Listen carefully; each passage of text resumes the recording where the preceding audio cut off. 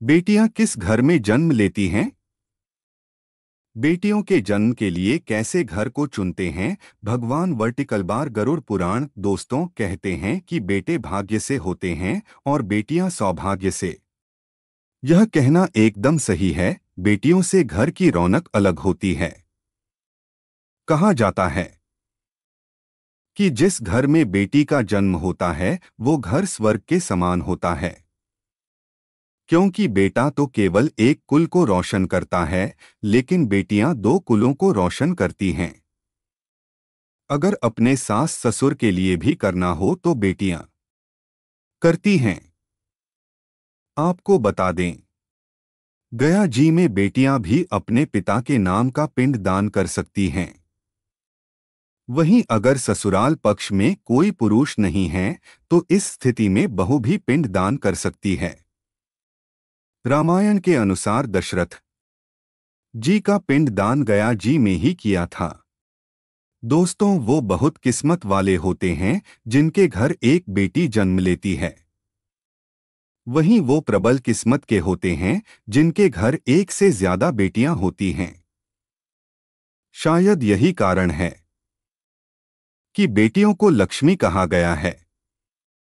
वहीं बहुत से लोगों की सोच यही होती है कि बेटी है तो बिना समय गवाए और इस पर पढ़ाई में पैसे लगाए जल्द से जल्द शादी कर दो। लेकिन यह सोच एक बेटी के भविष्य को बर्बाद कर देती है। होम धर्मशास्त्र बेटियों के जन्म के लिए कैसे घर को चुनते हैं? भगवान धर्मशास्त्र बेटियों के जन्म के लिए कैसे घर को चुनते हैं? भगवान दोस्तों कहते हैं कि बेटे भाग्य से होते हैं और बेटियां सौभाग्य से। यह कहना एकदम सही है। बेटियों से घर की रौनक अलग होती है। कहा जाता है कि जिस घर में बेटी का जन्म होता है वो घर स्वर्ग के समान होता है, क्योंकि बेटा तो केवल एक कुल को रोशन करता है, लेकिन बेटियां दो कुलों को रोशन करती हैं। अगर अपने सास ससुर के लिए भी करना हो तो बेटियां करती हैं। आपको बता दें, गया जी में बेटियां भी अपने पिता के नाम का पिंड दान कर सकती हैं। वहीं अगर ससुराल पक्ष में कोई पुरुष नहीं है तो इस स्थिति में बहू भी पिंड दान कर सकती है। रामायण के अनुसार दशरथ जी का पिंड दान गया जी में ही किया था। दोस्तों, वो बहुत किस्मत वाले होते हैं जिनके घर एक बेटी जन्म लेती है। वहीं वो प्रबल किस्मत के होते हैं जिनके घर एक से ज्यादा बेटियां होती हैं। शायद यही कारण है कि बेटियों को लक्ष्मी कहा गया है। वहीं बहुत से लोगों की सोच यही होती है कि बेटी है तो बिना समय गवाए और इस पर पढ़ाई में पैसे लगाए जल्द से जल्द शादी कर दो। लेकिन यह सोच एक बेटी के भविष्य को बर्बाद कर देती है। जरा सोचिए, एक बच्ची के मन में कितने सपने होते हैं कि उसे कुछ करना है, लेकिन यह सपने सिर्फ सपने ही रह जाते हैं। इसलिए अपनी बेटियों को सपने पूरे करने देने चाहिए। उन्हें जीवन में हर वह खुशी दें जो उन्हें मिलनी चाहिए। एक बेटे से ज्यादा एक बेटी हमेशा अपने माता पिता के लिए सोचती है। इसके साथ ही माता पिता को डोट प्यार और अपनापन बेटी ही दिखा सकती है। बेटी के जन्म को एक जश्न की तरह मनाना चाहिए।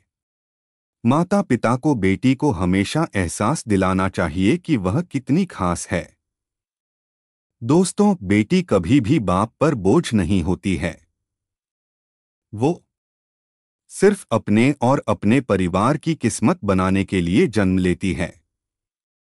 एक कथा की माने तो एक बार दो दोस्त लंबे समय के बाद एक दूसरे से मिले। एक दोस्त ने दूसरे से उसके हाल पूछे तो जवाब में उसने कहा कि मेरे हाल तो एकदम बढ़िया हैं, और हो भी क्यों न मेरे दो बेटे जो हैं। तभी वो अपने दोस्त से पूछता कि तेरे घर में कितने बच्चे हैं। दोस्त खुशी के साथ बताता कि मेरे घर में दो बेटियां हैं। उसका दोस्त भगवान का शुक्रिया अदा करता हुआ कहता कि धन्य है उसके घर बेटियां नहीं। यह सुनकर बेटियों के पिता की आंखों में आंसू आ गए। तभी उसकी बेटी पिता के मित्र से कहती कि अंकल, भगवान हमेशा भाग्यवान को ही बेटी देता, कभी गरीब को बेटी के रूप में माता लक्ष्मी नहीं देता। दोस्तों, भगवान उसी को पुत्री का सुख देता जिसके अंदर पालने की सामर्थ्यता होती है, जो गरीब होकर भी अपनी बेटी को पाल सकता हो। एक बार स्वामी विवेकानंद वैष्णो देवी की सीढ़ियां चढ़ रहे थे। बगल से एक किसान अपनी बेटी को कंधे में बिठाए चढ़ाई चढ़ रहा था।